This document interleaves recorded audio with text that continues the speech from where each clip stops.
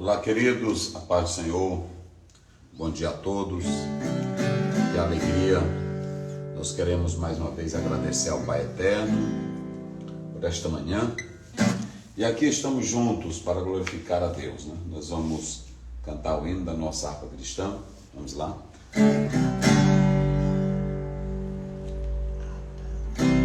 A palavra de Deus é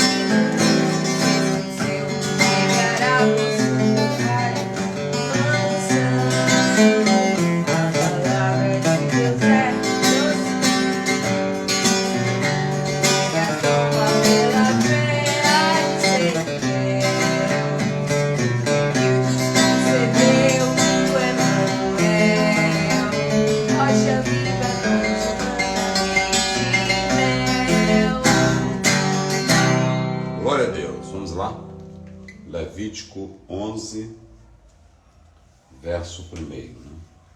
Aliás, Levítico 2, verso 11. Nenhuma oferta de manjares que oferecerdes ao Senhor se fará com fermento, porque de nenhum fermento, nem de mel algum, oferecereis oferta queimada ao Senhor. Muito bem, vamos lá. Hoje nós temos aqui fermento e mel. Fermento e mel. Dois elementos que são bem conhecidos dos nossos irmãos, bota aqui na tela, fermento e mel. Nós temos aqui hametz, olha aqui, ó, hametz, coloquei um tracinho para separar, hametz, né? Hametz é uma palavra, é a palavra hebraica que fala de fermento, hametz, fermento. E aqui, ó, devash, devash é a palavra mel. Então você tem devash e hametz. Mas nesse pequeno versículo, nós temos aqui, ó, algo muito complicado. Muito complicado. Porque o texto está dizendo aí de modo claro que nessa oferta aí não era para ser apresentado nem fermento e nem mel. Nós temos essa palavra hametz, que quer dizer fermento, levedura, e nós temos a palavra aí que é até um pouco sem muita definição no próprio dicionário hebraico, a expressão devash, que quer dizer mel, né? Ou, aliás, hametz e devash, né? Você vê que essa expressão devash aí, ela procede de uma raiz que não é tanto utilizada e significa grudento.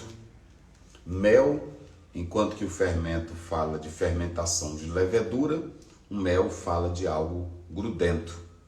Mas o texto está sendo bem explícito que na oferta o Senhor Deus exigia que tanto fermento como mel não fossem usados. Aí vem a pergunta, duas coisas tão simples, tão sem problema aparente, por que que Deus então está pedindo, está ordenando que não se use fermento e nem mel nesses sacrifícios? Vamos lá, vamos ver aí algumas referências. Vamos para Provérbios, aliás, Levítico 6, vamos começar com Levítico 6, 17, mesmo livro, Levítico 6, 17. Levedado não se cozerá, sua porção é que lhes dei das minhas ofertas queimadas, coisa santíssima é. Sem fermento, né? Na verdade, qualquer oferta para o povo de Deus no Velho Testamento não poderia ter fermento, não poderia ter fermento. Nós vamos agora ler também Mateus, vamos lá para Mateus 16, 12. Mateus 16, 12. Vamos ver o que essa palavra fermento ela começou a ser usada. Vamos lá. Então compreenderam que não dissera que se guardassem do fermento do pão, mas da doutrina dos fariseus. Tá vendo? Então vê que agora a palavra fermento, ela vai sendo explicada, ela vai sendo analisada nesse particular. Quando nós tratamos aqui dessa palavra fermento, é muito importante analisar isso, queridos irmãos. Essa palavra fermento aqui era algo que, na verdade, representava ou era algo azedo. Era tipo como se fosse um pedaço de um resto de uma massa que se guardava. E ali era feito o processo de fermentação. Assim, essa nova massa, aquela massa que era guardada, que fazia a fermentação, pegava um pedaço dela e colocava na nova massa que ia se fazer o pão. E aí se juntava essa pequena massa que fora fermentada, que era guardada para a fermentação, pegava aquele pedacinho de massa e misturava com a nova massa. Esse hametz que nós estamos falando aqui. Então, quando se juntava com essa nova massa, por que que eles faziam isso? Nós podemos analisar que eles procediam assim porque entendiam que nesse processo e que essa questão da fermentação, ela ia dar aquele novo pão um novo padrão, ok? E ia se tornar mais agradável para a digestão. Dar um formato para o pão e tornar-se agradável para a digestão. Então veja que o fermento naquela época era considerado desta forma, era visto desta forma. E assim nós podemos analisar que há aqui agora um simbolismo nessa palavra fermento. E qual é o simbolismo que se encontra nessa palavra fermento? É que ele tanto pode representar um crescimento, um formato para o bem, como também para o mal.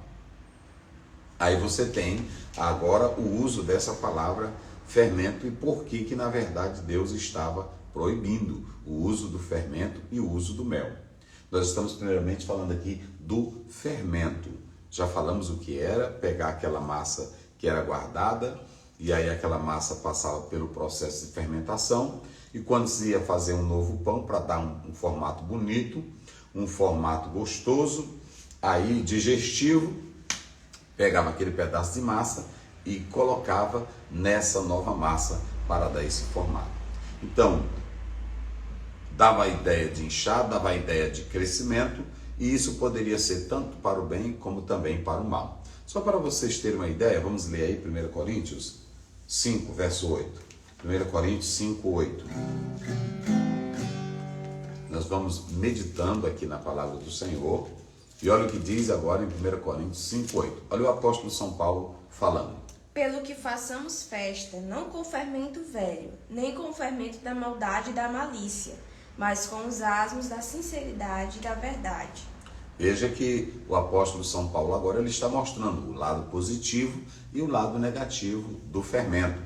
Então, quando nós falamos do lado negativo, é que o fermento ele traz questões problemáticas. Agora, do lado negativo, Paulo também deu o seu tom em relação ao fermento.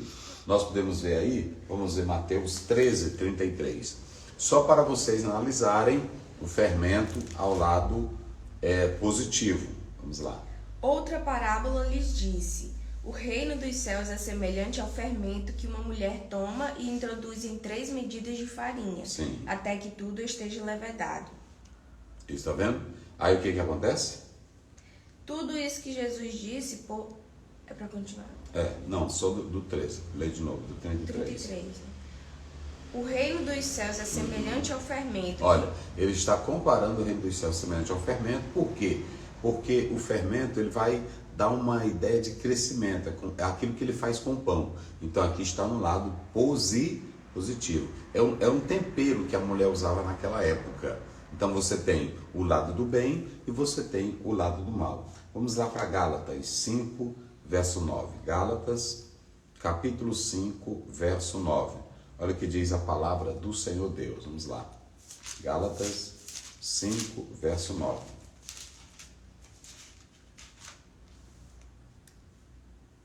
Um pouco de fermento leveda toda a massa. Está vendo? Um pouco de fermento leveda toda a massa. Já aqui ele está usando no sentido negativo.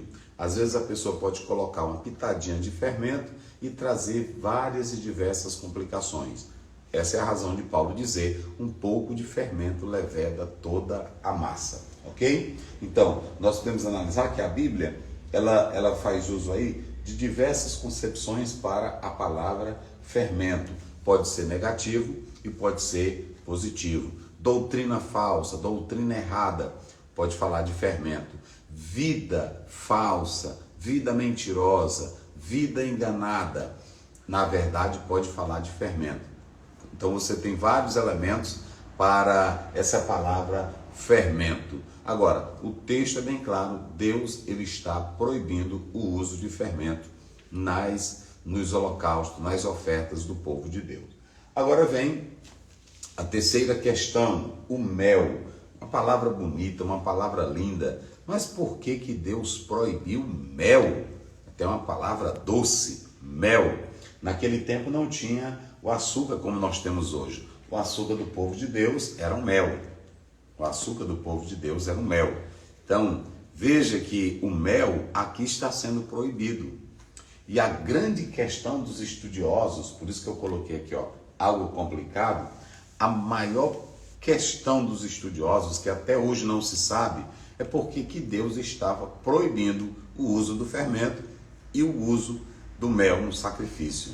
Aí os debates são constantes, estudiosos, pessoas que querem cavar mais do que aquilo que a Bíblia diz, vão criar as mais diversas teorias. Mas a primeira delas, que nós iremos citar aqui, é que eles dizem que Deus proibiu o uso do mel porque alguns povos pagãos, eles diziam que o mel era o alimento dos deuses.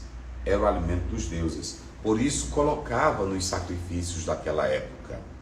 Então, Deus, para não deixar que o seu culto, a sua adoração que era feita a ele, se assemelhasse com a dos pagãos, possivelmente ele proibiu o uso do mel. Então, é a primeira ideia que se tem. A segunda, que os estudiosos pontuam, que nós podemos também salientar aqui, é que na Grécia, eles vendiam no mercado o mel. E, na verdade, esse mel que os coríntios vendiam no mercado era uma comida dedicada aos deuses. Então, veja que desde cedo já se tinha essa ideia de que o mel fazia parte do sacrifício pagão, motivo pelo qual o Deus eterno proibiu.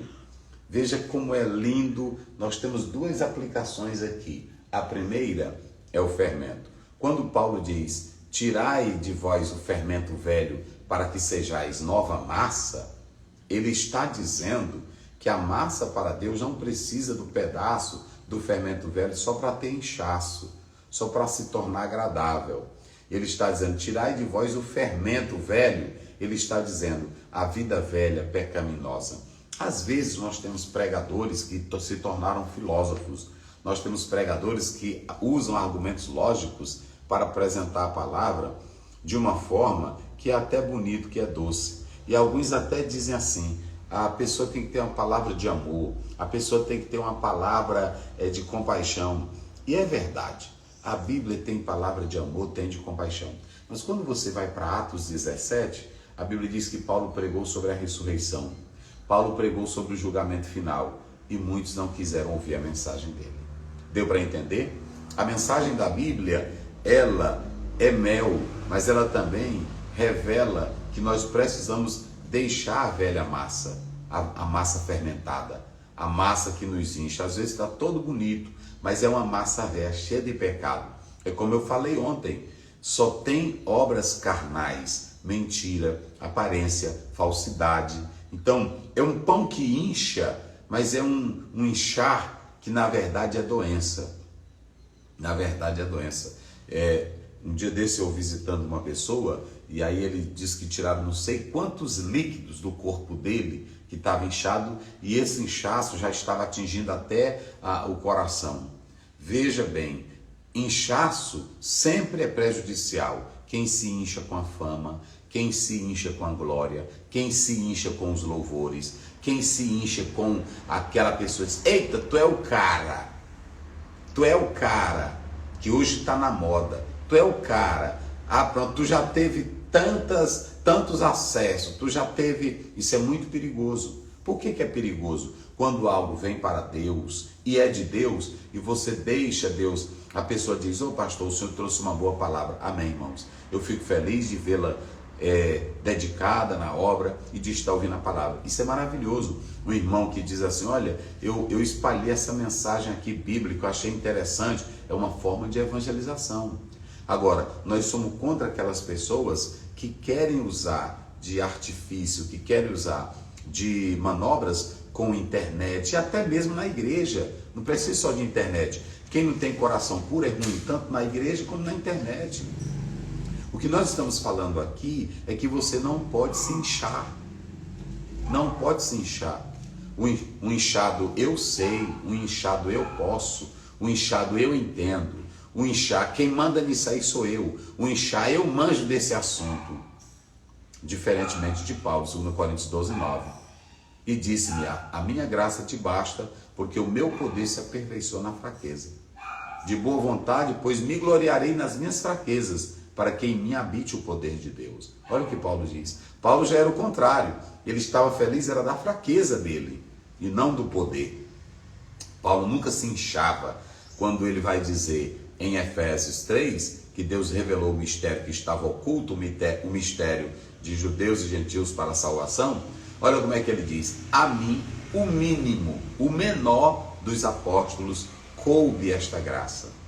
Veja que não há em Paulo qualquer espírito de grandeza. Irmão, é muito ruim quando a pessoa tem espírito de grandeza, em especial de foba. É só um fermentozão que o pão incha. É um pãozão bem inchado, que na verdade ele incha. Vocês sabiam que o sapo, quando você joga sal nele, e isso é uma maldade, você não deve fazer isso, porque quando você joga sal no sapo, ali, aquele inchar dele, não é que ele vai jogar leite para te cegar, é simplesmente uma forma de defesa dele. É uma forma de defesa. Então atrapalha ele, faz o animal sofrer. Então, o que nós estamos dizendo aqui é que aquele inchar dele é simplesmente para autodefesa. Mas tem pessoas que se incha de orgulho. Aqui não tem ninguém melhor do que eu. Eu sei fazer. Irmão, é lamentável. Aí sim, a igreja está cheia de gente assim. Nós estamos cheios de teólogos assim. Basta jogar um sal, ele incha. Aí ele incha e joga leite. Ele quer mostrar que é o bambambam, que é o mais importante. Irmão, e aí você pode analisar aqui. Duas coisinhas Deus manda tirar. O fermento e manda tirar o mel. São duas coisas gostosas. Mel demais, o pessoal antigo dizia assim, quem come mel pela primeira vez se lambuza. Entendeu? Então tudo que é demais é desse jeito, né? E muito cuidado. Você pode atrair abelhas, ok? Com o mel. O mel é bom, mas você também pode atrair coisas contrárias com o mel. Entendeu? Nós podemos analisar aonde foi que Sansão foi encontrar o mel. Veja bem, é muito importante a gente ter isso, mas o mel pode ser perigoso. Tudo que é doce, tudo que é agradável, tudo que é macio pode ser perigoso. Quando Sansão se aproximou ali, tocando naquele cadáver que ele tinha matado, trouxe prejuízo para ele. O mel da mulher delicada, o mel da amizade delicada, o mel que a pessoa diz, isso é bom. Cuidado, o mel é bom. Também Deus mandou tirar o mel porque tinha essas ideias sobre o mel à luz da Bíblia. E para finalizar, Amanhã eu ainda vou falar mais sobre o fermento, porque nós vamos falar por que eles não podiam ser colocados. Hoje eu estou só dando a definição do mel, já disse por que o mel não podia ser oferecido. Mas veja bem, quando você pega a palavra mel, fora desse contexto aqui, dos sacrifícios, o mel representa 4 coisas. Vamos ver rapidinho. O mel na Bíblia, no seu simbolismo, sabe o que ele expressa? Doçura e prazer. Provérbios 16, 24. Primeira coisa, o mel representa doçura e prazer. Vamos lá. Mel, doçura e prazer. Como é que diz? O primeiro, o fermento, aqui ó. O segundo, o fermento, 16, 24. O fermento incha. O fermento faz o negócio crescer. E o mel, vamos dizer lá. Favo de mel são as palavras suaves, doces para a alma e saúde para os ossos. Tá vendo? A palavra mel na Bíblia simboliza doçura, simboliza saúde. Tá vendo, gente? O segundo simbolismo da palavra mel, sabe qual é? É que o mel representa o mel, aqui ó, debaixo, representa prosperidade. Êxodo 3:8. Olha aí como é que diz a Bíblia. Mel, talvez você vai até pregar o cristão como mel. Olha, já pensou você pregar sobre isso? O cristão como mel, você vai dizer que é uma doçura, que é prazer. Vai lá, 3:8. O mel. Portanto, desci para livrá-lo da mão dos egípcios e para fazê-lo subir daquela terra a uma terra boa e larga, a uma terra que mana leite e mel. Leite e mel é sinal de prosperidade na Bíblia. Então, mel representa prosperidade. Terceiro, mel representa a palavra de Deus. Vamos lá, Ezequiel 3:3. Mel representa a palavra de Deus. Já 3 coisas, se você for pregar sobre o mel. O mel representa doçura e prazer. O mel representa prosperidade, levar a uma terra que mana mel. E em terceiro lugar, o mel representa a palavra de Deus. Vamos lá? É 3. 3:3. E disse-me, filho do homem, dá de comer ao teu ventre, e enche as tuas entranhas deste rolo que eu te dou. E então comi, e era na minha boca doce como mel. Tá vendo? A palavra de Deus é doce como mel. E para finalizar, essa expressão mel, ela simboliza inocência. Olha aí, vamos lá. Mateus 3:4. Mel simboliza pureza e inocência. E este João tinha a sua veste de penas de camelo e um cinto de couro em torno de seus lombos, e alimentava-se de gafanhotos e de mel silvestre. Tá vendo? Então João Batista, ele comia mel e gafanhoto, e aí você vê que era uma comida simples, e aí uma comida pura, né? Cai fogo do céu, irmão, cai fogo do céu. Cai fogo do céu, irmão, cai fogo do céu. A leitura da Bíblia fica doce com mel. Quando a igreja ora, Jesus dá vitória e cai fogo do céu. Cai fogo do céu, irmão, cai fogo do céu. Francisco geral. Cai fogo do céu, irmão, cai fogo do céu. A leitura da Bíblia fica doce com mel. Quando a igreja ora, Jesus dá vitória e cai fogo do céu. Senhor Deus, obrigado pela tua palavra. Continua conosco, abençoando teus filhos. E nós queremos louvar a ti, Senhor, pela vida de cada irmão, de cada irmã, de cada filho teu, que sempre está meditando na tua palavra. Se conosco nos dá vitória. Um dia de paz, um dia abençoado, cheio de bênçãos dos céus. Em nome de Jesus pedimos. Amém. O irmão Leônidas está pedindo oração pelo pai dele, Francisco, que está internado com AVC extremo. Estaremos orando. E temos também dois aniversariantes. A irmã Vamos orar Nilza, pelo irmão, como é o nome? o irmão Leônidas pede oração pelo pai dele, Francisco. Senhor Deus, tu és o dono da vida, e teu filho está pedindo oração pelo seu pai, o irmão Francisco, que não está bem de saúde. A tua palavra diz que nós devemos orar pelos enfermos. E nós oramos agora, crendo na autoridade do nome de Jesus. Sabemos que o Senhor é soberano. Mas nós, na nossa humilde e incapacidade, nos voltamos para ti, pedindo que o Senhor, que tem um plano especial para cada vida, olhe para o teu servo. Entra nesse hospital com o teu poder, com a tua graça, revertendo esse quadro, Senhor, tirando esta doença e dando vitória ao teu filho. Cura para a glória do teu santo nome. Nós sabemos que há enfermidade para a morte, mas há enfermidade para a glória de Deus. Não sabemos qual é o teu plano para com teu filho Francisco, mas rogamos por ele agora, para que o Senhor manifeste a cura, para que o Senhor desfaça esse AVC, sem deixar sequelas, restaurando perfeitamente a saúde do teu filho. E assim como Enéas, como Pedro disse a Enéas, Jesus te dá saúde, eu também digo o mesmo ao irmão Francisco, Jesus te dá saúde. Rogamos por fé em nome de Jesus. Amém. A irmã Nilza diz que hoje é aniversário do sobrinho dela, Adilson Filho e Altieres de Souza. Ela pede para Jesus abençoar e dar livramento. O irmão, a irmã Tati, pede oração pelo filho dela, Maurício, que está aniversariando hoje. E a irmã Vaninha diz que hoje é aniversário dela. Se possível, quer uma oração. Muito bem, a todos os aniversariantes, nós louvamos a Deus e queremos deixar a palavra de Deus para cada irmão, para cada irmã. Provérbios capítulo 3, verso 1 e 2. O Senhor Deus vai dar a cada um de vocês anos de vida e de paz, porque não adianta viver sem vida, uma vida de qualidade, uma vida de paz. E a vida de qualidade é a descrita no Salmo 1, verso 3. Amém? Vamos lá? Parabéns para vocês nesta data. Felicidade, muitos anos. Que o Senhor vos abençoe e vos dê santidade. Parabéns a você.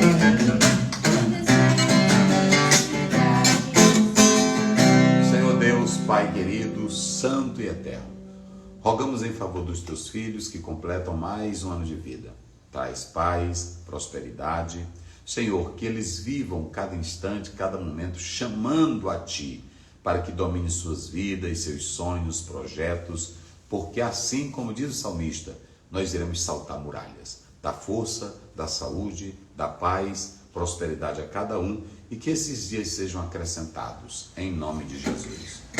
Shabbat Shalom, Shabbat Shalom, Shabbat, Shabbat, Shabbat, Shabbat Shalom. Boker Tov, bom dia, Shabbat Shalom, tenha um sábado feliz, vamos lá?